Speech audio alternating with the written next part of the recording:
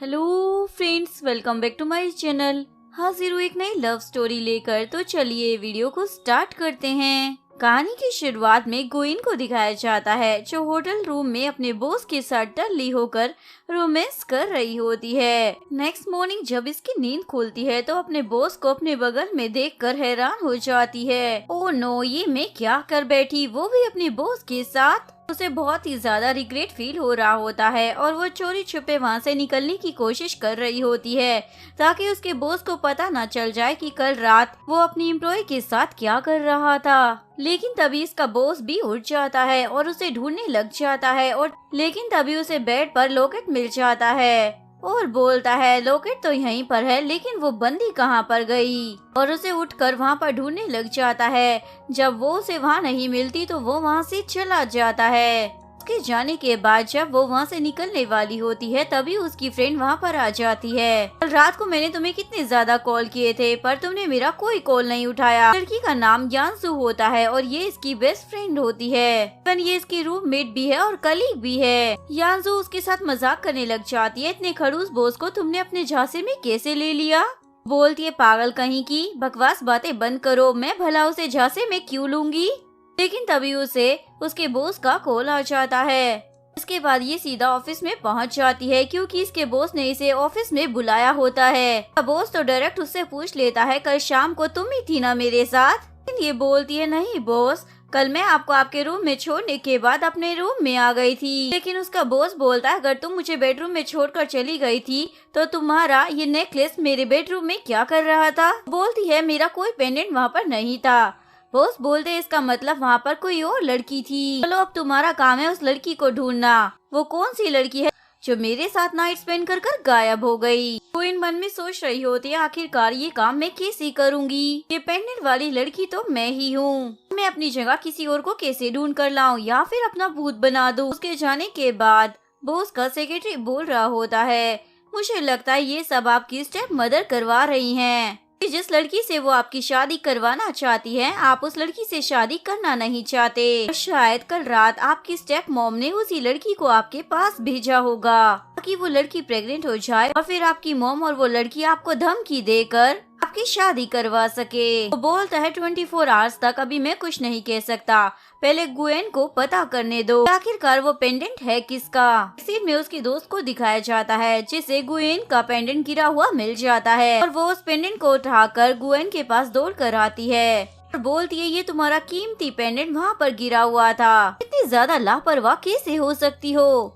ये तुम्हें तुम्हारी मोम ने दिया था ना। तभी वहाँ पर उसका बॉस आ जाता है। बोलता है क्या मतलब है, क्या ये पेंडेंट तुम्हारा है। की दोस्त बोलती है हाँ ये पेंडेंट गुइन का है। वो बोलती है नहीं ये पेंडेंट मैंने आज ही लिया है ताकि मैं पता कर सकूं इसका ओनर कौन है, पेंडेंट मेरा नहीं है। और बोलती है बॉस आपने मुझे 24 आवर्स दिए हैं ना, मैं इसके ओनर को ढूंढ कर रहूंगी। बोलकर वो अपनी दोस्त को लेकर वहाँ से भागती है। उसके बाद अपनी दोस्त को सब कुछ बता देती है कल रात मेरे और बॉस के बीच में सब कुछ हो गया है। बॉस को ये बात पता भी नहीं है कि कल रात मैं ही थी उनके साथ, को सिर्फ ये पेंडेंट मिला है और ये काम उन्होंने मुझे दिया है मैं इस पेंडेंट के ओनर को ढूंढ कर लाऊं। उसकी दोस्त तो ये सारी बातें सुनकर अपने माथे पर हाथ रखकर बैठ जाती है। ये तुमने क्या कर दिया, अब तुम कैसे निकलोगी इस मुसीबत से। तुम 3 साल से इस खड़ूस आदमी के साथ काम कर रही हो, तुम्हें मालूम है ना ये औरतों से कितना ज्यादा नफरत करता है, तो फिर तुमने ये गलती कैसे कर दी। गुइन तो परेशान हो जाती है अब मैं क्या करूँ। और सबसे बड़ी बात उसे तो पता ही नहीं है कल रात मैं थी, इसमें डरने वाली कौन सी बात है। दोस्त बोलती है तुम 100% श्योर हो ना, उसे याद नहीं है कि कल रात तुम ही उसके साथ थी। वो बोलती है अगर उसे मालूम होता कि कल रात मैं थी तो वो मुझे इस पेंडेंट की ओनर को ढूंढने के लिए क्यों बोलता। बोलती है अगर उसे पता चला कल रात उसके बेड पर तुम थी तो उसके बाद तुम्हारा खेल खत्म। मैंने कई बार सुना है कि बॉस बहुत ही ज्यादा खतरनाक हैं, पर कोई भी बंदा उनसे पंगा लेता है तो वो रातों रात उसे शहर से गायब करवा देते हैं। ये सुनकर गुइन तो डर जाती है। तभी उसे उसकी आंटी का कॉल आ जाता है और बोलती है मेरे बेटी का इंटर्नशिप कंप्लीट होने वाला है, तुमने कहा था ना तुम उसके लिए जॉब ढूंढ दोगी। गुइन बोलती है मैंने तो ऐसा कुछ भी नहीं कहा था। आंटी बोलती है तुम भूल गई तुम्हारी मोम ने कितना ज्यादा कर्जा लिया था। डेबिट के लिए हमेशा गैम्बलिंग वाले आकर हमें परेशान करते हैं क्योंकि तुम्हारी मोम के लिए मैंने रिस्पॉन्सिबिलिटी ली थी और अब तुम मेरे बेटे के लिए छोटा सा जॉब नहीं ढूंढ सकती हो।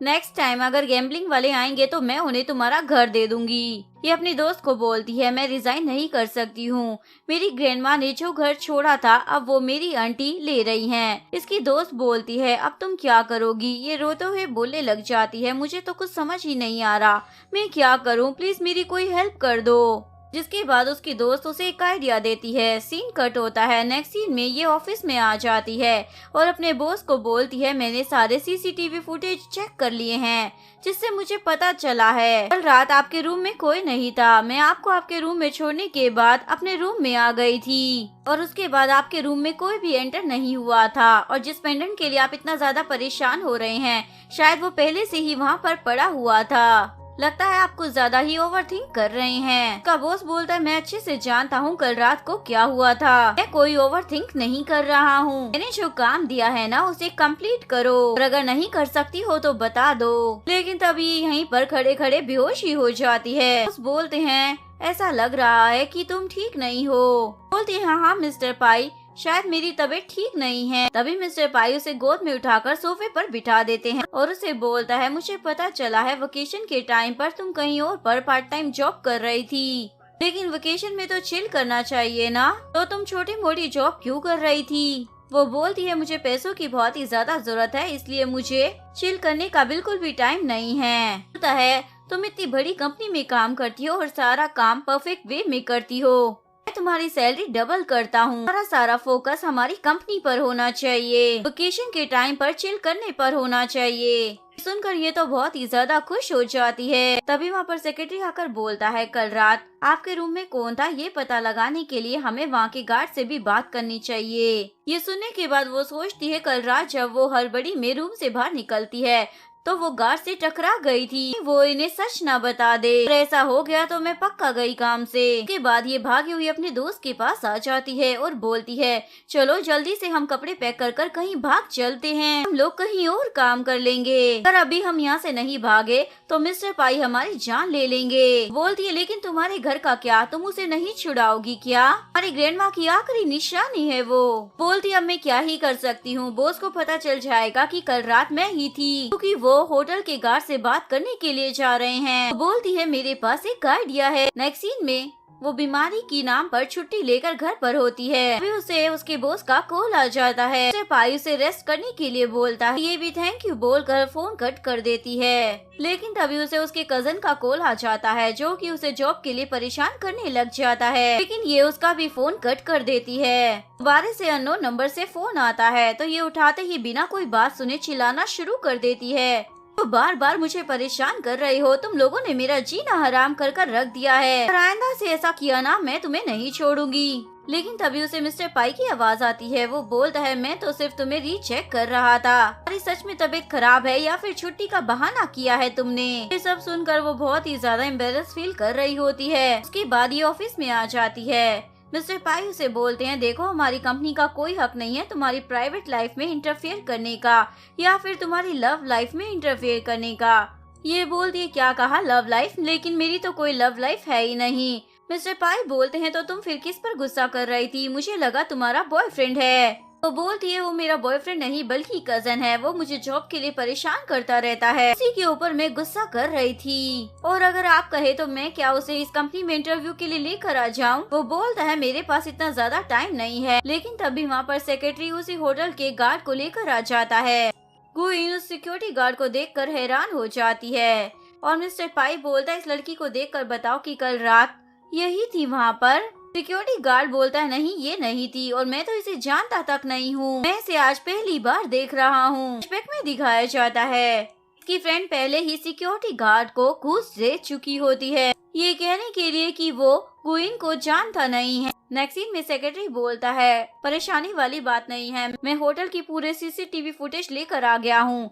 अब जो भी फुटेज मिसिंग है हम उसे चेक कर लेंगे और हमें पता चल जाएगा कि आखिर वो लड़की कौन है। ये सुनने के बाद गुइन के तो होश ही उड़ जाते हैं, सोचने लग जाती है अब इस मुसीबत को मैं कैसे टालूं। ये लोग सीसीटीवी फुटेज चेक कर रहे होते हैं, ये इधर बहाना ढूंढ रही होती है कि मैं क्या करूं। फिर अचानक से सेक्रेटरी बोलता है, फुटेज नहीं खुल रहा है, क्या नहीं क्या प्रॉब्लम हो गई है? मुझे लगता है हमें हैकर को बुला लेना चाहिए। ये लोग हैकर को बुलाते हैं। हैकर बोलता है, 1 घंटे में सब कुछ ठीक हो जाएगा। ये सब देखकर गुइन के तो पसीने छूट रहे होते हैं। उसके बाद ये जाकर अपना रेजिग्नेशन लेटर टाइप करने लग जाती है। तभी वहाँ पर उसकी दोस्त आ जाती है और उसे पूछती है, तुम रेजिग्नेशन लेटर क्यों टाइप कर रही हो? वो उसे बोलती है, धीरे बोलो, शांत रहो, अगर कोई सुन लेगा तो पहले ही पता चल जाएगा मैं ही थी। वो पूछती है, बात क्या है? बताती है, होटल का जो सारा सीसीटीवी फुटेज था वो सेक्रेटरी उठा कर ले आया है, जो फुटेज आएगा उसमें मैं दिख ही जाऊंगी। दोस्त बोलती है, तू चिल कर, जब तेरी दोस्त तेरे साथ है तो परेशान होने वाली क्या बात है। के बाद वो फिर से अपना दिमाग लगाती है। इसकी दोस्त उस हैकर के पास जाती है, बच्चों की तरह बिहेव कर उसे सेड्यूस करती है। मुझे कोई प्रॉब्लम आ गई है, प्लीज चलकर मेरा कंप्यूटर चेक कर लीजिए ना।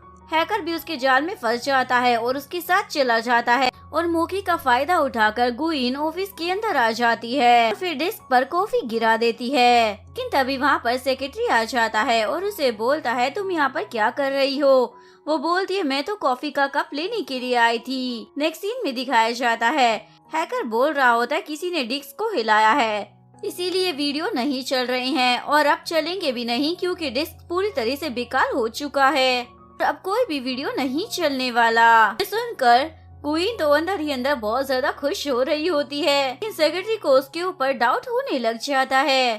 सीन में सेक्रेटरी मिस्टर पाई को बोलता है, हमने उस लड़की को ढूंढने की पूरी कोशिश की लेकिन वो कहीं भी नहीं मिल रही है। सुनने के बाद मिस्टर पाई बोलते हैं, मुझे उस रात की बस सिर्फ एक ही बात याद है, मैंने उसका नेक टच किया था और उसकी नेक पर कुछ तो था क्योंकि मुझे याद है। ये बात गुइन भी सुन लेती है। ये सुनने के बाद वो अपने नेक पर बैंडेज चिपका लेती है। नेक्स्ट सीन में वो उसे कुछ फाइल्स लेकर घर पर बुलाता है। जब वो वहाँ पर आ जाती है, वो शावर लेकर बाहर आता है। उसे ऐसे देखकर शर्माने लग जाती है। वो फाइल देकर वहाँ से जाने लगती है तो वो उसे रोकते हुए बोलता है, तुम्हारी नेक पर क्या लगा हुआ है? बोलती है, मेरी नेक में बहुत ज्यादा पेन हो रहा था इसलिए मैंने बैंडेज लगा लिया। वो बोलती है, अच्छा, अगर आपको यकीन नहीं हो रहा है तो मैं निकाल कर दिखाती हूँ। वो बोलता है, रहने दो, और फाइल्स चेक करने लग जाता है, लेकिन उसमें तो रेजिग्नेशन लेटर होता है जो कि ये गलती से लेकर आई होती है। देखकर वो चिल्लाने लग जाता है, तुम्हें मुझसे प्रॉब्लम क्या है? किससे डरकर इस कंपनी को छोड़ना चाहती हो? मन में वो बोल रही होती है, मैं आप ही से डरती हूँ और आप ही की वजह से इतनी ज्यादा परेशान हूँ, और अगर आप इतने ज्यादा डेविल ना होते तो मैं आपको ये बात बता चुकी होती। तभी मिस्टर पाई को उसके डैड का कॉल आ जाता है। वो उसे बोलते हैं, तुम क्या चाहते हो, मैं मर जाऊं? बोलता, हाँ मैं तो चाहता ही हूँ कि आप मर जाओ, पर और भी लोग हैं जो ये चाहते हैं। ये बताओ आपने कॉल क्यों किया मुझे? वो बोलता है, भला मैं तुम्हें कॉल क्यों ना करता? ये महीना कंप्लीट होने से पहले तुम्हें यहाँ पर आना होगा और अगर नहीं आए तो फिर समझ लेना तुम। वो बोलता है, डैड थोड़ा तमीज से बात करें, मेरे पास इतना ज्यादा टाइम नहीं है कि मैं घर पर आऊँ, मैं यहीं पर ठीक हूँ। भला मैं वहाँ पर क्यों आऊँगा, कोई रीजन तो दीजिए। बोलते हैं, तुम्हारी मोम का बर्थडे है। मिस्टर पाई बोलते हैं, मेरे पास टाइम नहीं है आउटसाइडर के लिए। डैड बोलते हैं, तुम्हारे पास बिल्कुल भी तमीज नहीं है, तुम अपनी मोम को आउटसाइडर बोल रहे हो। बोलता है, मैं आपको वार्निंग दे रहा हूँ, मेरी सिर्फ एक ही मोम थी जिनकी डेथ हो चुकी है, तो आप किसी और को मेरी मोम मत बनाइए। अगर नेक्स्ट टाइम से आपने ऐसा कुछ किया ना तो मुझसे बुरा और कोई नहीं होगा। नेक्स्ट सीन में वो अपना रेजिग्नेशन लेटर खींच लेती है और बोलती है, ये सिर्फ एक मिस्टेक है, इसे आप सीरियसली बिल्कुल मत लीजिएगा। ये बोलकर वो वहाँ से भाग जाती है। ऐसे ये कुछ फाइल्स लेकर ऑफिस में आती है तो ये देखती है इसके बॉस सो रहे हैं। बॉस का ब्लैंकेट नीचे गिरा हुआ होता है इसलिए ये उन्हें ब्लैंकेट उड़ाने लग जाती है, लेकिन इसके बाल मिस्टर पाई की बेल्ट में फंस जाते हैं। ये उठने की कोशिश करती है, तब तक मिस्टर पाई खुद ही उठ जाते हैं। मिस्टर पाई बोलते हैं, तुम यहाँ पर क्या कर रही हो? बोलती है, आप कुछ गलत मत सोचना, मैं आपको बस ब्लैंकेट उड़ा रही थी, इस चक्कर में मेरे बाल आपकी बेल्ट में फंस गए। सेक्रेटरी भी वहाँ पर आ जाता है और इन दोनों को ऐसे देखकर गलत समझ रहा होता है। माफ करना, मैंने कुछ नहीं देखा। ये बोलकर वो वहाँ से चला जाता है। जाने के बाद मिस्टर पाई बहुत रूडली उसके बाल खींच कर निकाल देता है। बेचारी के तो बाल ही टूट जाते हैं। मिस्टर पाई उसे वहाँ से गेट आउट कर देता है। ही वो बाहर आती है। सभी एम्प्लॉय सोच रहे होते हैं ये बॉस को सेड्यूस कर रही थी, लेकिन बेचारी कर नहीं पाई। उसके बाद वो अपनी दोस्त से बात कर रही होती है। उसकी दोस्त भी उसे टीज करने लग जाती है। क्या तुम सच में अपने बॉस को तुम सेड्यूस कर रही थी? गुइन बोलती है, क्या तुम पागल हो गई हो? उस सन के इंसान को भला कौन ही सेड्यूस करेगा? लेकिन तभी उसे यहाँ पर उसके बॉस का कॉल आने लग जाता है। ये देखकर वो बोलती है मुझे तो लगता है अब वो मुझे फायर कर देगा। इसके बाद वो उसके ऑफिस में आ जाती है। मिस्टर पाई बोलता है लाओ मैं तुम्हारे बाल बांध देता हूँ, लेकिन वो खुद ही अपने बाल को ठीक करने लग जाती है। वो उसे एक बहुत ही ब्यूटीफुल सी ड्रेस देता है और बोलता है ये पहनकर तैयार हो जाना। नेक्स्ट सीन में मिस्टर पाई की स्टेप मदर अपनी भतीजी को वहाँ पर बुला लेती है। जिनमें वो चाहती थी उनकी भतीजी की शादी मिस्टर पाई से हो जाए। अपनी भतीजी को समझाती है कि तुम्हें उसे सेड्यूस कैसे करना है। ये बोलती है आपको ऐसा क्यों लगता है आंटी कि वो आएगा? फोन पर तो वो इतना ज्यादा रूडली बिहेव कर रहा था। मुझे नहीं लगता पाई यहाँ पर आने वाला है। स्टेप मॉम बोलती है तुम चिंता मत करो, वो आए या ना आए पर तुम्हें यहाँ पर सबके सामने अच्छा सा नाटक करना है ताकि तुम इस खानदान की बहू बन सको। दिन में पाई गुइन को तैयार कर कर यहाँ पर लेकर आ जाता है। उसे बोलता है तुम्हें यहाँ पर नाटक करना है मेरे फ्यांसी होने का। सुनकर वो तो हैरान ही हो जाती है। वो उसे अंदर लेकर आता है तो यहाँ पर जो भतीजी बैठी होती है उसे पटाने के लिए वो गुइन को देखकर पूछती है ये तुम किसे लेकर आए हो? वो बोलता है ये मेरी होने वाली फ्यांसी है। ये सुनकर ये तो हैरान ही हो जाती है। उसके जाने के बाद वो बोलती है मुझे याद आ गया तुम कौन हो, तुम तो उसकी 2 कौड़ी की सेक्रेटरी थी ना, तुम उसकी होने वाली फ्यांसी कैसे बन गई? पक्का यकीन है तुमने उसे बहुत ही गंदी तरीके से सेड्यूस किया होगा। चलो बताओ तुमने ऐसा क्या किया है? बोलती है मिस लियांग भला मैं उसे सेड्यूस क्यों करूंगी? वो मुझसे इतना ज्यादा प्यार करता है, मैं क्या करूं? बल्कि वही मेरे पीछे पड़ा है मुझसे शादी करने के लिए। अच्छा है इसलिए मैं अभी कुछ नहीं बोल रही हूँ। अभी उसके डैड वहाँ पर आ जाते हैं और नाटक करने लग जाते हैं तुम अपनी फैमिली का नाम बर्बाद कर रहे हो, तुम ऐसे गरीब लड़की से शादी कैसे कर सकते हो? मैंने तुम्हारी शादी इतने अमीर खानदान की लड़की से तय करवा रखी है, मैं उससे ही शादी करनी चाहिए। वो बोलता है ये मेरा पर्सनल डिसीजन है, आप इसमें इंटरफेयर ना करें। ये सुनकर डैड बोलता है तुम निकल जाओ मेरे घर से, मैंने इतने दिनों तक एक जानवर को पाल कर रखा हुआ था। ये सुनकर मिस्टर पाई क्वीन को लेकर वहाँ से निकल जाता है। कार में आने के बाद वो उसे बोलता है ज्यादा टेंशन मत लो, शादी होने के बाद मैं तुम्हें डिवोर्स दे दूंगा। बोलती है क्या कहा डिवोर्स? लेकिन मैं तुम्हें जिंदगी में डिवोर्स कभी नहीं देने वाली। बोलता है क्यों, क्या तुम मेरे साथ रहना चाहती हो? बोलती है मेरी ग्रैंडमा ने मरने से पहले मुझे कहा था मुझे उसी इंसान के साथ रहना चाहिए जो अच्छा हो, मुझसे प्यार करे और मेरी इज्जत करे। शादी के बाद डिवोर्स का तो सोचना भी मत, भले ही शादी करने में थोड़ी लेट हो जाए, लेकिन शादी सोच समझ कर करना, डिवोर्स तक बात नहीं आनी चाहिए। बोलता है तुम्हारे कहने का क्या मतलब है, मैं अच्छा इंसान नहीं हूँ? बोलती है मेरे कहने का मतलब ये नहीं था। पाई बोलता चलो हम एग्रीमेंट साइन करते हैं, मैं तुम्हें 2 मिलियन वोन दूंगा ये सब नाटक करने के लिए। क्वीन तो बहुत ज्यादा खुश हो जाती है, अगर ये पैसे मुझे मिल गए तो मैं ग्रैंडमा का घर भी छुड़वा लूंगी, मेरी आंट उसे बेच देंगी। ये भी इस एग्रीमेंट के लिए राजी हो जाती है। उसके बाद वो उसे अपने घर लेकर आ जाता है और अपना शर्ट देता है सोने से पहले शावर ले लेना। वो तो उसे घुटने लग जाती है। वो बोलता है क्या हुआ, सोने से पहले नहाती नहीं हो क्या? उसके बाद वो नहाने के लिए भाग जाती है और जब वो नहा रही होती है तो वो उसे आवाज देकर बुलाती है। बोलती है मैं तो टावल लेना ही भूल गई थी। वो उसे टावल लाकर दे देता है। जब वो नहाकर बाहर आती है उसने सिर्फ एक शर्ट पहनी होती है जिसमें वो बहुत ही ज्यादा अट्रैक्टिव लग रही होती है। वो मन में सोच रही होती है कहीं बॉस ये ना सोच ले कि मैं उन्हें सेड्यूस करने की कोशिश कर रही हूँ। उसके बाद वो मिस्टर पाई को टावल देती है लेकिन टॉवल में फंसकर उसके ऊपर ही गिर जाती है। मिस्टर पाई बोलता है वैसे भी हम शादी तो करने ही वाले हैं। ये सुनकर ये तो डर जाती है और पीछे हट जाती है। मिस्टर पाई बोलते हैं तुम नहा कर आई हो फिर भी हॉट लग रही हो। वो बोलती है मैं काफी देर से वॉशरूम में थी ना, तो हो सकता है हो गई होगी इतनी गर्मी। बोलकर वो वहाँ से भाग जाती है। उसके जाने के बाद मिस्टर पाई की सांस में सांस आ जाती। इधर मिस्टर पाई की स्टेप मॉम और लियांग मिलकर प्लान बना रहे होते हैं। स्टेप मॉम बोलती है सबसे पहले गुइन के बारे में पता लगाओ क्योंकि पाई से शादी तो तुम्हारी ही होगी। यहाँ तक मुझे लगता है ऐसे गरीब लोगों को हम 2 पैसों से आराम से खरीद सकते हैं। सीन में ये सो कर उठती है और उसे एक नोट मिलता है जो कि मिस्टर पाई ने उसके लिए छोड़ा होता है। वो वहाँ से बाहर आती है तो उसे मिस्टर पाई की स्टेप मॉम मिल जाती है। उसे बोलती है मुझे तुमसे कुछ अर्जेंटली बात करनी है इसलिए तुम मेरे साथ चलो। उनके साथ जाती है तो सेक्रेटरी इन दोनों की साथ में फोटोज ले लेता है। स्टेप मॉम उसे एक जगह पर ले आती है और बोलती है तुम दिखने में समझदार लगती हो, इसलिए समझदारी से फैसला लेना। मैं तुम्हें पूरे 10 मिलियन युआन दे रही हूँ और तुम उसकी कंपनी और जिंदगी को छोड़कर कहीं दूर चली जाओ और अपनी लाइफ को एंजॉय करो। वो बोलती है मुझे मालूम है कि आप उनकी स्टेप मॉम हैं, और आप नहीं चाहती कि वो अपनी मर्जी से शादी करे, और मैं आपकी कोई बात नहीं मानने वाली, ना ही ये पैसे एक्सेप्ट करने वाली हूँ। सीधा मना कर कर वहाँ से जा रही होती है। उसके बाद स्टेप मॉम किसी को कॉल कर कर बोलती है, उस लड़की की जुबान तो बहुत तेज है, फिर उसकी हिम्मत कैसे हो गई मुझसे जवान लड़ाने की। उसके बाद ये घर पर आती है और वो अपनी बहन के लिए कुछ सामान लाई होती है। अपनी बहन का हाथ देख कर बोलती है, क्या तुम फिर से काम करने के लिए गई थी? देखो तुम्हारे हाथ की क्या कंडीशन है। वो बोलती है, छोड़ो, काम तो लगा ही रहता है। जब वो घर के अंदर आती है तो वहाँ पर उसकी आंट होती है। उसकी आंट बोलती है, तुम्हारी फैमिली वालों ने जो पैसे लिए थे तुम लोग जल्द से जल्द चुका क्यों नहीं देते? उसका कजन भी बकवास बातें करने लग जाता है, तुमने अभी तक कोई हेल्प नहीं की है जॉब दिलवाने में, इंटर्नशिप भी कंप्लीट हो चुका है। वो बोलती है, इंटर्नशिप कंप्लीट करने से क्या होता है? तुम जिस कंपनी में जॉब करने के लिए बोल रहे हो वहाँ पर जॉब करना इतना आसान नहीं है। वहाँ पर सिर्फ टैलेंटेड लोगों को जॉब में लिया जाता है। इंटर्नशिप के बिहार पर तुम्हें वहाँ पर जॉब नहीं मिल सकती है। ये सुनकर आंटी और उसका कजन गुस्सा होने लग जाते हैं।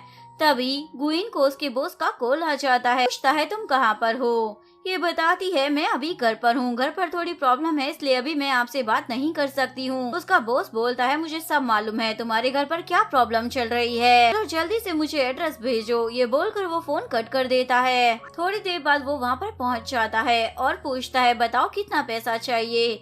उसकी आंट चिल्लाने लग जाती है, तुम कौन हो और हमारे घर में कैसे आ गए? कौन हो तो वो पैसे देने वाले, खुद को अमीर ज्यादा समझते हो क्या? उसे बोलता है, मैं 1 मिलियन युआन का चेक दे रहा हूँ, अरे से इन लोगों को परेशान मत करना, जो घर के पेपर्स है वो भी मुझे ला कर दो। उसके बाद उसे पता चलता है कि गुइन की पूरी दुनिया में एक ही रिलेटिव है जो कि उसकी सिस्टर है। बंटी को पता चलता है ये इतनी बड़ी कंपनी का सीईओ है और इसका बॉस है। वो शांति से पेश आने लग जाती है, बोलती है, मुझे थोड़ी मालूम था आप इतने ज्यादा रईस हैं, ऊपर से आप मेरे घर पर आए हैं, ये बहुत ही लकी बात है। बोलता है, अब ये आपका घर नहीं है इसलिए निकल जाइए यहाँ से। वो बोलते हैं, हाँ हम निकल ही रहे हैं। वो अपने बेटे को लेकर वहाँ से निकल जाती है। के बाद वो गुइन को लेकर कार में आ जाता है। बोलती है, थैंक यू, आपने जो आज मेरी हेल्प की है, धीरे धीरे कर कर आपके सारे पैसे लौटा दूंगी। बोलता है, इसकी कोई जरूरत नहीं है। उसके बाद वो उसे अपने घर पर लेकर आ जाता है और कबर्ड में वो देखती है उसके साइज के स्लीपर्स भी वहाँ पर रखे हुए हैं। देखकर वो ब्लश करने लग जाती है। फ्लैशबैक में दिखाते हैं जब ये इसके साथ कार में होता है तो उससे पूछता है, तुम्हारा स्टेप मॉम के साथ क्या रिलेशनशिप है? गुइन बोलती है, मेरा उनके साथ कोई रिलेशनशिप नहीं है। तो तुम उनके साथ कॉफी शॉप में क्या कर रही थी? बताती है, वो मुझे पैसे दे रही थी आपको छोड़ने के लिए, उन्होंने मुझे 10 मिलियन युआन देने के लिए कहा था। पूछता तो तुमने उन्हें क्या कहा? ये बोलती है, मुझे बहुत ज्यादा गुस्सा आ गया था, मैं ऐसे कोई पैसे थोड़ी ले सकती हूँ। आप मुझे 20 मिलियन युआन दे रही हैं और वो मुझे 10 मिलियन युआन दे रही हैं, तो मैं आपकी साइड छोड़कर उनकी साइड कैसे जा सकती हूँ? ये बोलता है, ओ तो तुम पैसों के लिए ऐसा कर रही हो। बोलती है, ऐसा नहीं है, आप बहुत ही अच्छे इंसान हो, इसलिए मैं आपका साथ दे रही हूँ। मन में सोच रही होती है, ये सब तो मैं इसलिए कर रही हूँ क्योंकि मुझे आपसे बहुत ज्यादा डर लगता है। सीन प्रेजेंट में आता है जब ये रात को अपने बॉस के घर पर सो रही होती है तो इसे बहुत ज्यादा भूख लग रही होती है। सोच रही होती है, काश मुझे अभी नूडल्स मिल जाते तो मेरा पेट भर जाता। उसके बाद वो किचन में जाकर नूडल्स बनाने लग जाती है, लेकिन उसे किचन में काम करना ही नहीं आता था। वो पूरा किचन तहस नहस कर देती है। अभी मिस्टर पाई उठकर आ जाता है और बोलता है, ये सारे पैसे मैं तुम्हारी सैलरी से काटूंगा, लो अब बाहर जाओ, मैं तुम्हारे लिए नूडल्स लेकर आ जाता हूँ। उसके बाद वो उसके लिए नूडल्स बनाने लग जाता है। उसके बाद वो उसे नूडल्स ला कर देता है और वो मजे से खा रही होती है। उसे बोलता है, नेक्स्ट टाइम से किचन में जाने की जरूरत नहीं है, मैं तुम्हारे लिए कुक को रख देता हूँ, तुम्हें कुछ भी खाने का मन हो तो उससे बता देना। सीन में दिखाया जाता है जो वीडियोस बर्बाद हो गई थी, सेक्रेटरी ने वर्ल्ड के बेस्ट हैकर को बुलाकर उन वीडियोस को रिकवर करवा लिया था। उसकी गुइन की फ्रेंड आकर ये बात उसे भी बता देती है कि उसने उन वीडियोस को देख लिया है और आई थिंक उसे सब कुछ पता चल चुका है। बोलती है, तो हम यहाँ पर क्या कर रहे हैं, हमें यहाँ से भागना चाहिए। लेकिन तभी वहाँ पर मिस्टर पाई आ जाते हैं। तुम कहाँ भाग रही हो? बोलती है, मेरा फोन ना टैक्सी में छूट गया है, मैं उसी को लेने के लिए जा रही थी। लेकिन जब वो कॉल करता है तो फोन तो उसके पर्स से ही बजने लग जाता है। बोलती है, क्या कोइंसिडेंस है, मेरा फोन तो मेरे पास ही है, मुझे ही नहीं मालूम। मिस्टर पाई बोलता है, शाम को मेरे साथ डिनर पर मिलो। बोलकर वो तो वहाँ से चला जाता है। उसकी दोस्त उससे पूछती है, ये सब क्या चल रहा है?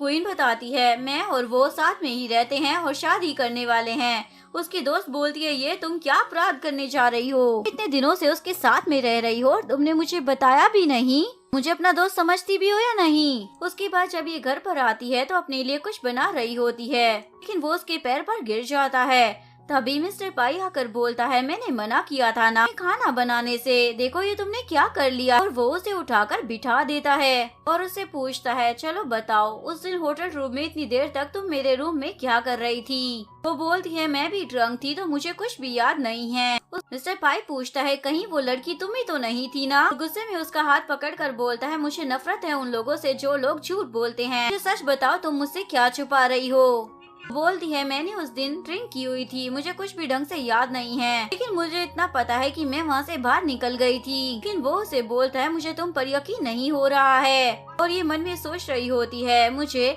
इसे सच बता देना चाहिए, कहीं ऐसा ना हो फ्यूचर में और भी बड़ी प्रॉब्लम क्रिएट हो जाए। बता देती है, उस दिन रूम में मैं ही थी। वो पूछता है, तुम्हारे कहने का मतलब क्या है। वो बोलती, हाँ उस दिन मैं ही तुम्हारे रूम में थी, कुछ घंटों के लिए तुम्हारे वॉशरूम में थी, बेड पर आई और फिर बेड के इस साइड गई, देर तक रूम में थी। पूछता है, आखिरकार तुम मेरे रूम में कर क्या रही थी। वो बताती है, आप पीकर इतनी ज्यादा टल्ली हो गए थे कि आपको खुद का भी होश नहीं था, मैं आपका ख्याल रख रही थी। फिर उसे उसकी बहन का कॉल आ जाता है और वो उससे बात करने लग जाती है। उसकी बहन बोलती है, मुझे पता चला है तुम और मिस्टर पाई शादी करने वाले हो। बोलती है, ये सब एक झूठा दिखावा है। वो पीछे से इशारा करता है, उसे कहो ये झूठा दिखावा नहीं बल्कि सच्ची शादी है। इसके बाद वो बोलती है, हाँ हम लोग शादी करने वाले हैं। उसकी बहन बोलती है, घुमा फिरा के बातें क्यों कर रही हो, कभी बोल रही हो झूठा दिखावा है, कभी बोलती हो सच में शादी कर रही हो। गुइन बोलती है, चलो मैं तुमसे बाद में बात करती हूँ। कटने के बाद वो उससे पूछता है, तुम क्या चाहती हो, मैं इस रिलेशनशिप को पब्लिक करूँ या नहीं। बोलती है, अभी तो हमारा एग्रीमेंट है,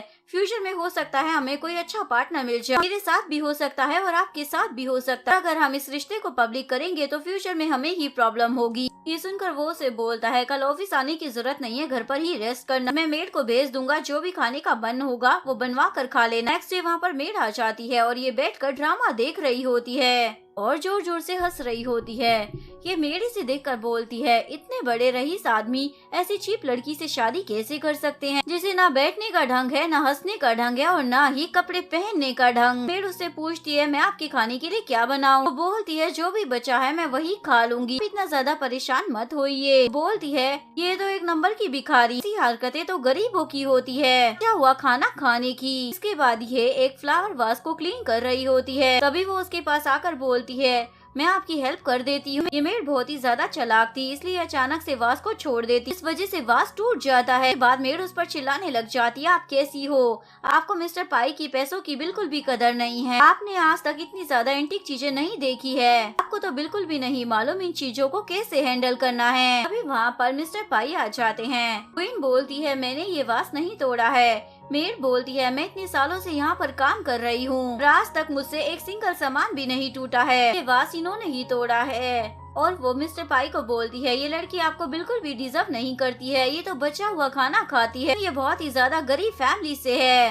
अभी तो इससे ये वास टूट गया। ये तो इतने महंगे वास की कदर इसे क्यों नहीं है, क्योंकि इसे महंगी चीजों के बारे में कुछ पता ही नहीं है। मिस्टर पाई से बोलता है, कल से तुम्हें काम पर आने की कोई जरूरत नहीं है और मेरी वाइफ बचा हुआ खाना खाए या चाहे कुछ भी खाए, इससे तुम्हारा कोई मतलब नहीं होना चाहिए, जो कहेगी तुम्हें वो देना ही पड़ेगा, लेकिन कल से तो तुम्हें आना ही नहीं है, कल मैं एक नई मेड रख लूंगा। ये बोलकर वो उसे वहाँ से भगा देता है। इसके बाद वो उसे बोलती है, हमेशा तुम मुझे प्रोटेक्ट करते हो, उसके लिए थैंक यू। लेकिन मिस्टर पाई तो अचानक से उसे किस कर देता है, मैं हमेशा तुम्हारा ख्याल रखूंगा। वो बोलती है, मैं बड़ी हूँ, मैं खुद अपना ख्याल रख सकती हूँ। के बाद वो उसे उठाकर रूम में लेकर आ जाता है। रात में मिस्टर पाई उसके रूम में आता है तो देखता है गुइंग को तो बहुत ही तेज फीवर हो रखा है। के बाद वो उसके लिए लाइट कपड़े लाता है क्योंकि उसकी बॉडी बहुत ज्यादा गर्म होती है। आँख बंद कर उसके कपड़े उतार कर चेंज करने लग जाता है। जब ये नेक्स्ट मॉर्निंग उठती है तो इसे अपने बगल में देखती है। उसके बाद अपने कपड़े देखकर बोलती है, कल रात तुमने मेरे साथ क्या किया था, मैंने ये कपड़े भी नहीं पहने हुए थे, मेरे कपड़े किसने चेंज किए। बोलता है, ऑब्वियसली इस घर में मैं हूँ तो मैं ही बदलूंगा ना। बोलती है, तुम मेरे साथ ऐसा कैसे कर सकते हो। वो बोलता है, कल रात तुम्हारी तबीयत बहुत ही ज्यादा खराब थी, तुम्हें बहुत ज्यादा गर्मी लग रही थी, तुम्हें बहुत ज्यादा स्वेटिंग भी हो रही थी, इसलिए तुम्हें लाइट कपड़े पहनाना जरूरी था। बोलती है, फिर भी तुम मेरे कपड़े कैसे चेंज कर सकते हो। वो बोलता है, मैं सच बोल रहा हूँ, ना ही मैंने कुछ देखा है ना ही टच किया है। गुइन मन में सोच रही होती है, शुक्र है इसे मेरे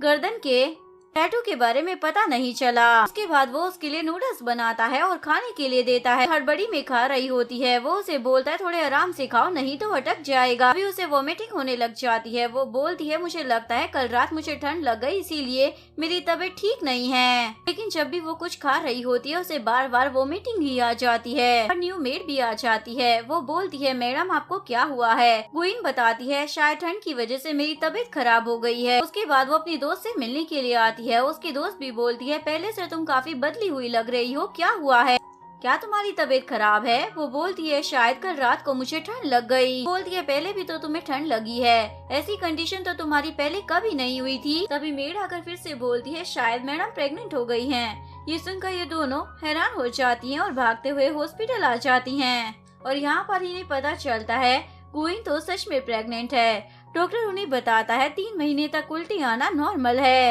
आपको अपना ध्यान रखना होगा। गुइन बोलती है अब मैं ये सब कुछ कैसे हैंडल करूंगी, उसे सब पता चल जाएगा। बोलती है जब तक उसे पता नहीं चल जाता तब तक तो तुम्हें प्रिटेंड करना ही पड़ेगा। डॉक्टर ने उसे बताया था वो 6 वीक से प्रेग्नेंट है। वो बोलती है मैं उसे क्या बहाना करूंगी, जब भी मुझे वॉमिटिंग और चक्कर आएंगे तो मैं उसे क्या कहूंगी। बोलती है बोल देना कि तुम्हें गैस की प्रॉब्लम है। बोलती है वो मेरे लिए वर्ल्ड का बेस्ट डॉक्टर ढूंढ कर ले आएगा। फिर उसे पता चल जाएगा कि मुझे गैस की प्रॉब्लम नहीं बल्कि प्रेगनेंसी है। फिर उसे पाई का कॉल आ जाता है और पूछता है क्या अभी तक तुम हॉस्पिटल में हो। बोलती हाँ मैं बस निकल ही रही हूँ। बोलता है जल्दी आओ मैं तुम्हें पिक करने के लिए आया हूँ। की फ्रेंड हड़बड़ी में बोल रही होती है ये लो प्रेगनेंसी वाला रिपोर्ट नहीं बल्कि स्टमक प्रॉब्लम वाला रिपोर्ट लेकर जाओ। एक्चुअली में ये फेक रिपोर्ट उसकी दोस्त उसके लिए बनवा कर लाई थी कि ये मिस्टर पाई को झूठ बोल सके। उसके बाद जब वो मिस्टर पाई के पास आती है, मिस्टर पाई पूछते हैं तो क्या प्रॉब्लम थी। वो बोलती है बस मुझे गैस की प्रॉब्लम थी, इस वजह से मिस्टर पाई उसकी रिपोर्ट भी चेक नहीं करता। इसके बाद ये दोनों एक महंगी सी रेस्टोरेंट में डिनर के लिए आते हैं। यहाँ पर बहुत सारा खाना देखकर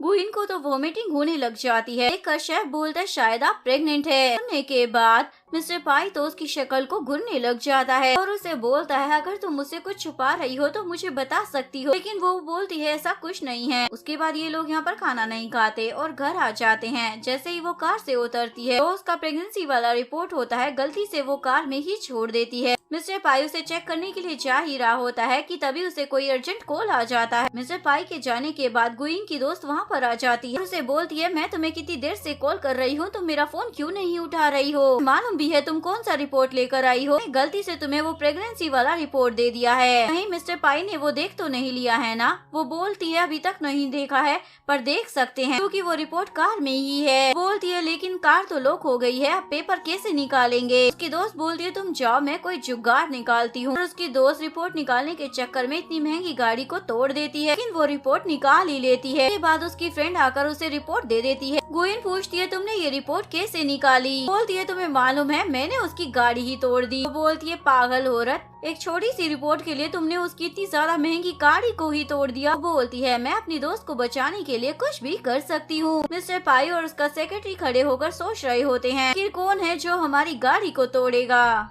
ये लोग सीसीटीवी फुटेज निकलवाते हैं जो कि खराब होता है और ये काम भी गुइन की दोस्त का ही होता है। नेक्स्ट सीन में मिस्टर पाई की स्टेप मॉम कंपनी के अंदर जाने की जिद कर रही होती है। इन कंपनी का रूल होता है यहाँ पर अगर बॉस के फादर भी आएंगे तो उन्हें कंपनी के अंदर एंटर नहीं करने दिया जाएगा जब तक बॉस की परमिशन नहीं होगी। अभी वहाँ पर गुइन आ जाती है, आप अंदर नहीं जा सकती हो। वो बोलती है तुम्हें तो मालूम ही है मैं कौन हूँ। बोलती है हाँ मैं जानती हूँ आप एक आउटसाइडर है और बॉस की स्टेप मॉम है। सुनकर उनको गुस्सा आ जाता है और उसे चाटा लगाने वाली थी। मिस्टर पाई आकर उसका हाथ पकड़ लेते हैं। इन लोगों ने कहा ना आप अंदर नहीं आ सकती, तो क्या आपको समझ नहीं आता। ये बोलकर वो सिक्योरिटी गार्ड से उन्हें बाहर धक्के देकर निकलवा देता है। नेक्स्ट सीन में वो उसे शादी का जोड़ा दिलवाने के लिए लेकर आ जाता है। जब ये वेडिंग ड्रेस पहन कर आती है तो वो तो उसे बस घुरने लग जाता है और उसे बोलता है ऐसा क्यों लग रहा है कि तुम बहुत ज्यादा पतली हो गई। वो बोलती है ड्रेस बहुत ही ज्यादा फिटिंग का है ना इसलिए ऐसा लग रहा है। वेडिंग सेरेमनी कब तक है। वो बोलता है महीने के एंड तक हो जाएगी, ऐसे कोई जल्दबाजी है क्या। वो बोलती है मैं अपना वेट मैनेज कर लेती इसलिए मैं पूछ रही हूँ। इसलिए में उसे डर लग रहा होता है कहीं वेडिंग सेरेमनी तक उसका बम ना दिखने लग जाए। अगले दिन ये बहुत ही ज्यादा परेशान हो रहा होता है। पता लगवाने के लिए आखिरकार इसकी कार का शीशा किसने तोड़ा। इसके बाद ये सब देखकर गुइन हड़बड़ी में बोल देती है, मैंने तुमसे एक झूठ बोला है। वो पूछता है, तुमने क्या झूठ बोला है? वो अंदर ही अंदर सोच रही होती है, यही सही टाइम है मुझे बता देना चाहिए। अगर मैंने इसे अभी बता दिया तो हो सकता है ये मुझ पर रहम खाकर मुझे छोड़ दे। लेकिन फिर से ये झूठ बोल देती है, मैं बहुत ही ज्यादा बीमार हूँ। पूछता है, तुम्हें क्या हुआ है? ये बताती है, मुझे गैस की प्रॉब्लम है। मिस्टर पाई तो हंसने लग जाता है, क्या तुम सीरियस हो? वो बोलती, हाँ मैं बहुत ही ज्यादा सीरियस हूँ। मुझे गैस की प्रॉब्लम थी, इसलिए मेरी दोस्त ने कार में रखी हुई रिपोर्ट से मुझे एम्बेरस फील हो रहा था। निकालने के लिए उसने शीशा फोड़ दिया। अब तुम मुझसे और कुछ मत पूछना, क्योंकि मुझे बहुत ज्यादा नर्वस फील हो रहा है, इसलिए अब तुम्हें परेशान होने की जरूरत नहीं है। शीशा मेरी दोस्त ने तोड़ा है। वो बोलता है, ठीक है, पर अब डॉक्टर को बुलाना होगा। फिर से सोच में पड़ जाती है, क्या मुझे फिर से झूठ बोलना होगा? नेक्स्ट डे डॉक्टर उसे देखने के लिए आ जाता है। वो बहाना करती है, डॉक्टर को उसका ब्लड निकालना था, तो वो उसे किस कर देता कि ज्यादा हड़बड़ा है ना। उसके बाद डॉक्टर बताता है, ये एकदम ठीक है, इसे कोई प्रॉब्लम नहीं है। और जैसे ही डॉक्टर बताने वाला होता है कि तुम्हें अपने बेबी का ख्याल रखना होगा, उससे पहले ये ही बोल देती है, हाँ मैं अपना ध्यान रखूंगी। इस बार भी मिस्टर पाई के सामने प्रेगनेंसी की बात नहीं आती। नेक्स्ट सीन में लीज फैमिली की डॉटर आती है। ये मिस्टर पाई की बचपन की फ्रेंड होती है और इसका बचपन का सपना होता है उसे शादी करना। यहाँ पर वो लैंड करते ही सबसे पहले मिस्टर पाई के बारे में पूछती है। सभी लोग बताते हैं आजकल वो किसी के साथ रिलेशनशिप में है। वो पूछती है, कौन है वो लड़की, उसका बैकग्राउंड कैसा है? ये सब बताते हैं। वो सारी बातें तो सीक्रेट है। हम लोगों ने बहुत ज्यादा पता करने की कोशिश की, लेकिन कुछ भी पता नहीं चल पाया। वो बोलती है, ये लड़की तो कुछ ज्यादा ही इंटरेस्टिंग है, लेकिन मैं उसके बारे में पता लगा ही लूंगी। नेक्स्ट सीन में ये अपने हाथ से खाना बना रही होती है, क्योंकि वो मिस्टर पाई को अपने हाथों का खाना खिलाना चाहती थी। सबसे पहले वो मेड को खिलाती है और पूछती है, ये कैसा बना है? मेड बताती है, बहुत ही अच्छा बना है, आई थिंक बॉस खाकर बहुत ज्यादा खुश हो जाएंगे। उसके बाद वो मिस्टर पाई का इंतजार करती है, लेकिन वो नहीं आता। उसके बाद वो उसे मैसेज करती है, तो वो उसे रिप्लाई करता है, आज बहुत ही ज्यादा काम है, इसलिए मुझे आने में लेट हो सकता है। फिर भी ये बिना कुछ खाए उसका इंतजार कर रही होती है। इधर वो फूलों का गुलदस्ता लेकर अपनी उसी बचपन वाली दोस्त से मिलने के लिए आता है। वो उसे बोलती है, हम बहुत समय के बाद मिल रहे हैं। दूसरी तरफ गोइन इसका इंतजार करते हुए सोफे पर ही सो जाती है। जब वो आता है तो उसे पूछता है, तुम सोफे पर क्यों सो रही हो? बोलती है, चलो पहले खाना खा लेते हैं, मैंने तुम्हारे लिए बहुत कुछ बनाया है। वो बोलता है, लेकिन मैं खा कर आया हूँ। ये बोलती है, मुझे लगा तुम बिजी होंगे तो तुम्हें खाने का टाइम ही नहीं मिला होगा। बोलता है, हाँ मैं बिजी था, पर मुझे खाने का टाइम मिल गया था। वो बोलती है, तुमने हमेशा मेरी हेल्प की है, इसलिए तुम्हें थैंक यू बोलने के लिए मैंने तुम्हारी फेवरेट डिशेस बनाई थी। बोलता है, चिंता मत करो, कल मैं बचा हुआ सारा खाना खा लूंगा। वो बोलती है, लेकिन तुम बचा हुआ खाना तो खाते नहीं हो ना? मिस्टर पाई बोलता है, लेकिन तुम्हारे लिए खा लूंगा। नेक्स्ट डे फैंग मिस्टर पाई से मिलने के लिए ऑफिस में ही पहुंच जाती है और बोलती है, कल रात जब हम डिनर कर रहे थे तो तुम ये वहीं पर भूल गए थे, तो मैं तुम्हें लौटाने के लिए आई हूँ। ये सुनकर गुइन का तो मुंह ही बन जाता है और सोच रही होती है, इसने कहा था ये काम में बिजी था, तो इसके साथ डिनर करने के लिए कैसे चला गया? तो बोलता है, जब मैं यहाँ तक आई गई हूँ तो क्या तुम मेरे साथ लंच करोगे? तो मिस्टर पाई भी हाँ बोल देता है। इसके बाद ये दोनों लंच करने के लिए चले जाते हैं और गुइन तो जलन की मारी पागल हो रही होती है। इसके बाद वो खाना डस्टबिन में फेंक देती है और जो बचा हुआ होता है वो खुद खा रही होती है। मिस्टर पाई आ जाता है और पूछता है, मेरा खाना कहाँ है? बोलती है, आप तो उसके साथ खाने के लिए गए थे ना? वो बोलता है, मैंने कहा था ना बचा हुआ खाना मैं ही खाऊंगा, इसलिए मैंने उसके साथ नहीं खाया। वो बोलती है, लेकिन मैंने तो फेंक दिया। बोलता है, जब मैंने कहा था मैं खाऊंगा तो तुम फेंक कैसे सकती हो? वो बोलती है, कोई बात नहीं, मैं दोबारा बना दूंगी।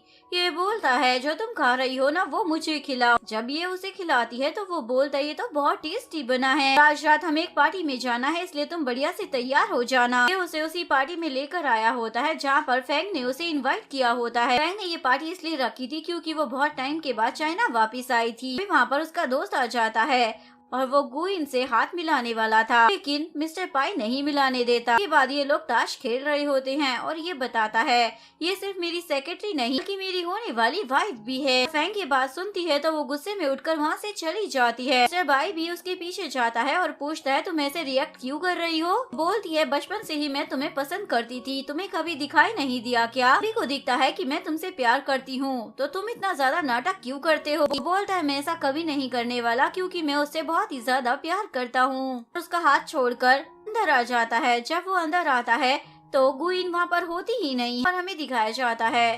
और यहाँ पर हमें दिखाया जाता है जो फ्रेंड हाथ मिलाना चाहता था वो इसे नशे की गोली देकर एक रूम में ले आता है और वो उसका एडवांटेज उठाने ही वाला था, लेकिन तभी वहाँ पर मिस्टर पाई आ जाता है और उसे हिट कर देता है। बोलता है मैंने तुम्हें पहले ही कहा था, ये मेरी सेक्रेटरी भी है और साथ ही मेरी होने वाली वाइफ भी है, तो तुम्हें शर्म नहीं आई इसके साथ ऐसा करने में। उसके बाद सिक्योरिटी गार्ड उसे उठाकर वहाँ से ले जाते हैं और मिस्टर पाई जैसे ही गुइन को उठाने लग जाता है तो वो तो उसके साथ ही रोमांस करने लग जाती है। गुइन जैसे ही उसे किस करती है तो मिस्टर पाई को याद आ जाता है उस दिन होटल रूम में कोई और नहीं बल्कि ये ही थी और ये दोनों यहाँ पर इंटीमेट होने लग जाते हैं। इस मॉर्निंग जब ये खुद को इसे मिस्टर पाई के साथ देखती है तो हैरान हो जाती है। बोलती है तुमने मुझसे झूठ क्यों बोला था, उस रात तुम ही थी ना मेरे साथ। लेकिन ये कुछ भी नहीं बोलती। वो बोलता है मुझे लगा तुम्हारा बॉयफ्रेंड होगा, पर ऐसा लगा कि ये तुम्हारा फर्स्ट टाइम है। वो बोलती हाँ ये मेरा फर्स्ट टाइम है। क्या हुआ? वो बोलता है ये तो बहुत ही अच्छी बात है। दिखाया जाता है मिस्टर पाई को पता चल जाता है गुइन प्रेग्नेंट है। सोचने लग जाता है आखिरकार ये बच्चा किसका है। दूसरी तरफ स्टेप मॉम और फैंग मिलकर एक प्लान बना रहे होते हैं। गुइन के पास फैंग का कॉल आता है। वो उसे बोलती है मुझे तुमसे मिलना है, तो क्या तुम कैफे में आ सकती हो। जैसे ही वो उसे मिलने के लिए आती है फैंग उसे बोलती है मैंने तुम्हारे लिए कॉफी मंगवाई। गुइन उस कॉफी को पी लेती है। वो बोलती है तुम्हें जिस भी सिटी में जाना है मैं तुम्हें भेज दूंगी, तुम्हें जितने पैसे चाहिए मैं उतने दूंगी, पहले में तुम सिर्फ मिस्टर पाई को छोड़ दो। वो बोलती है सॉरी मैं ये नहीं कर पाऊंगी, और अगर तुमने मुझे फालतू की बातें करने के लिए यहाँ पर बुलाया है तो मैं यहाँ से जा रही हूँ। जैसे ही वो वहाँ से जाने लगती है उसे चक्कर आने लग जाते हैं और उसे पता चलता है फैंग ने कॉफी में कुछ दवा मिलाई थी। इधर सेक्रेटरी आकर मिस्टर पाई को बताता है आपकी फियांसी का कॉल नहीं लग रहा है, हमने उसे कई बार कॉल करने की कोशिश की। इधर हमें दिखाया जाता है स्टेप मॉम और फैंग ने गुइन को पकड़ लिया होता है। स्टेप मॉम अपने बेटे को कॉल कर कर वहाँ पर बुलाती है, उसे ब्लैकमेल करने लग जाती है। इसके पेट में तुम्हारा बच्चा है, इस खानदान का खून, अगर तुम मेरी बात नहीं मानोगे तो वो नहीं बचेगी। बोलता है आपको क्या लगता है ये प्रॉपर्टी और कंपनी मैं सिर्फ एक असिस्टेंट की वजह से छोड़ दूंगा, मेरे लिए इतनी भी ज्यादा मैटर नहीं करती है। बोलती है ठीक है जब तुम बात ही नहीं मान रहे हो तो तुम्हारा ही खेल खत्म कर देते हैं। वहाँ पर दो आदमी आ जाते हैं, लेकिन तभी मिस्टर पाई के सिक्योरिटी गार्ड भी वहाँ पर आ जाते हैं, इन सबको मजा चखा देते हैं। उसके बाद वो गुइन को ढूंढने के लिए आता है, लेकिन वहाँ पर उसकी बेस्ट फ्रेंड यानी फैंग होती है। वो बोलती है इसके पेट में तुम्हारा बच्चा है, तुम बहुत ज्यादा खुश होंगे ना, इसी लड़की की वजह से तुमने मुझे धोखा दिया। ये इसे अपने साथ लेकर बिल्डिंग से कूद जाती है। नीचे आकर देखता है तो गुइन की बहुत ही ज्यादा बुरी हालत होती है, जिसके बाद वो उसे हॉस्पिटल लेकर आता है और डॉक्टर को बोलता है ये मेरे लिए सबसे ज्यादा इम्पोर्टेंट पर्सन है, अगर उसे कुछ भी हुआ तो मैं सब कुछ बर्बाद कर दूंगा। उसके बाद वो फैंग के पास आता है, वो भी इसी हॉस्पिटल में एडमिट होती है। वो बोलता है तुमने मेरी वाइफ और मेरे बच्चे दोनों को मारने की कोशिश की है। ये बोलती है मैंने तो उसे धीरे से धक्का दिया था। बोलता है क्या कहा? धीरे से धक्का दिया था एक प्रेग्नेंट लेडी को, और उसे थप्पड़ मार देता। बोलता है ये कंपनी मैं किसी के लिए नहीं छोड़ने वाला, ये पूरी कंपनी मेरी और मेरी वाइफ के नाम पर होगी, मेरा तुम लोगों से कोई रिश्ता नहीं है। और रोकर माफी मांगने लग जाती है, लेकिन ये बोलता है अब तुम्हें जेल में ही जाना होगा। वो बाहर आता है, डॉक्टर उसे बताते हैं आपकी वाइफ एकदम ठीक है। वो पूछता है मेरा बेबी कैसा है? वो बताते हैं वो भी ठीक है। जैसे ही वो अंदर आता है गुइन को जैसे ही होश आता है वो उससे पूछती है मेरा बेबी कैसा है? बोलता है तुम्हारा नहीं हमारा बेबी। ये सुनकर वो तो शॉक ही हो जाती है। वो बोलता है तुमने मुझसे बहुत ज्यादा झूठ बोले हैं, इसलिए तुम्हें बहुत ज्यादा पनिशमेंट मिलेगी। पहले तो तुमने मुझे होटल की बात पर झूठ बोला, फिर तुमने मुझसे बेबी के लिए भी झूठ बोला, और इन दोनों झूठों को छुपाने के लिए पता नहीं और कितने झूठ बोले। बोलती हाँ मैंने झूठ बोला क्योंकि मुझे डर लगता था सच बताने में। लेकिन वो उसे किस कर कर बोलता है फ्यूचर में कभी भी मुझसे डरने की जरूरत नहीं है क्योंकि मैं तुमसे बहुत ज्यादा प्यार करता हूँ। सीन में हम देखते हैं कि इन दोनों की शादी हो चुकी होती है और ये लोग प्लान कर रहे होते हैं कि इनके बेबी का रूम कैसा होगा। बोलता है मुझे तुमसे प्यार हो चुका है। ये बोलती है मुझे भी। वो पूछता है अब तो तुम्हें मुझसे डर नहीं लगता ना? वो बोलती क्या कहा? डर तुमसे? मैं क्यों डरूंगी तुमसे? और यहीं पर इस कहानी का डी एंड हो जाता है। अगर आपको वीडियो अच्छी लगी हो तो प्लीज वीडियो को लाइक करें, चैनल को सब्सक्राइब करें, न्यू अपडेट्स के लिए बेल आइकन का बटन प्रेस करें। मिलते हैं नेक्स्ट वीडियो के साथ, तब तक के लिए सारांगे बाय बाय।